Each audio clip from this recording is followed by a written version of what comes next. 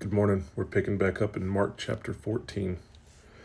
After 2 days it was the Passover and the feast of unleavened bread, and the chief priests and the scribes sought how they might take him by trickery and put him to death. But they said, Not during the feast, lest there be an uproar of the people. And being in Bethany, at the house of Simon the leper, he sat at the table. A woman came having an alabaster flask of very costly oil of spikenard. Then she broke the flask and poured it on his head. But there were some who were indignant among themselves and said, Why was this fragrant oil wasted? For it might have been sold for more than 300 denarii and given to the poor. And they criticized her sharply. But Jesus said, Let her alone. Why do you trouble her? She has done a good work for me. For you have the poor with you always, and whenever you wish, you may do them good. But me you do not have always. She has done what she could. She has come beforehand to anoint my body for burial.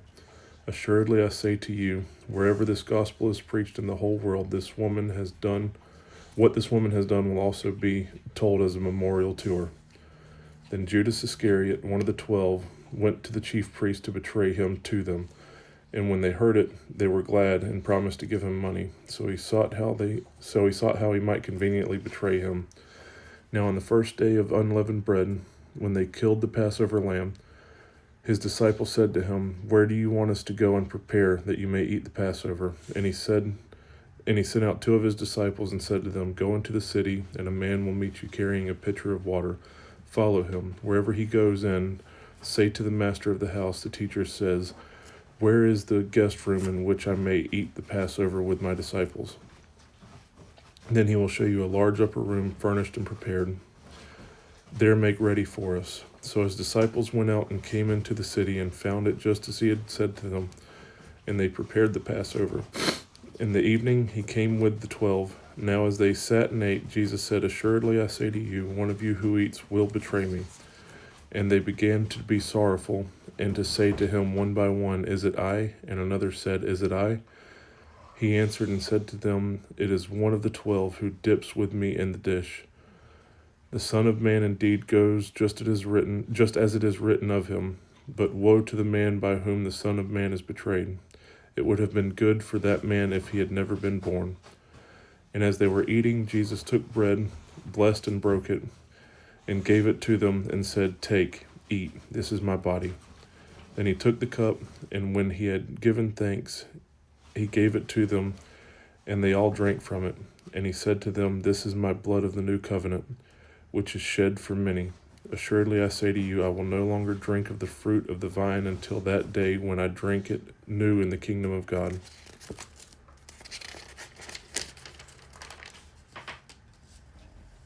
And when they had sung a hymn, they went out to the Mount of Olives. Then Jesus said to them, All of you will be made to stumble because of me this night, for it is written, I will strike the shepherd, and the shepherd will be scattered. I will strike the shepherd, and the sheep will be scattered. But after I have been raised, I will go before you to Galilee. Peter said to him, Even if you are made to stumble, yet I will not be.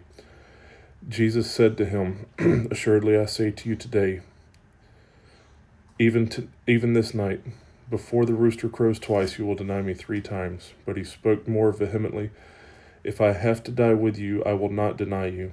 And they all said likewise. When they came to a place which was named Gethsemane, and he said to his disciples, Sit here while I pray. And he took Peter, James, and John with him, and he began to be troubled and deeply distressed. Then he said to them, My soul is exceedingly sorrowful, even to death. Stay here and watch.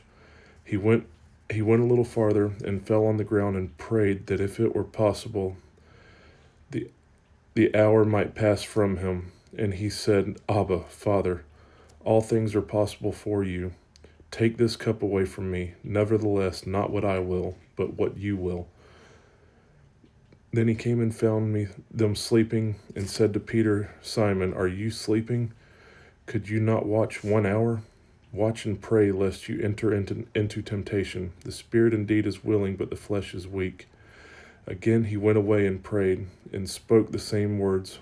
And when he returned, he found the men asleep again, for their eyes were heavy, and they did not know what to answer him. Then he came the 3rd time and said to them, Are you still sleeping and resting? It is enough. The hour has come. Behold, the Son of Man is being betrayed into the hands of sinners. Rise, let us be going. See, my betrayer is at hand. And immediately while he was still speaking, Judas, one of the 12, with a great multitude with swords and clubs, came from the chief priests and the scribes and the elders. Now his betrayer had given them a signal, saying, Whomever I kiss, he is the one. Seize him and lead him away safely. As soon as he had come, immediately he went up to him and said to him, Rabbi, Rabbi, and kissed him.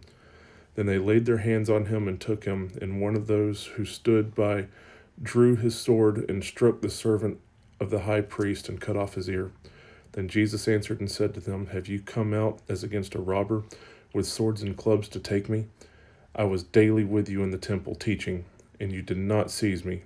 But the scriptures must be fulfilled, that they all forsook him, and then they all forsook him and fled.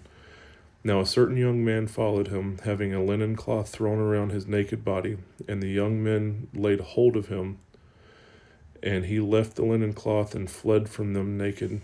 And they led Jesus away to the high priest, and with him were assembled all the chief priests, the elders, and the scribes.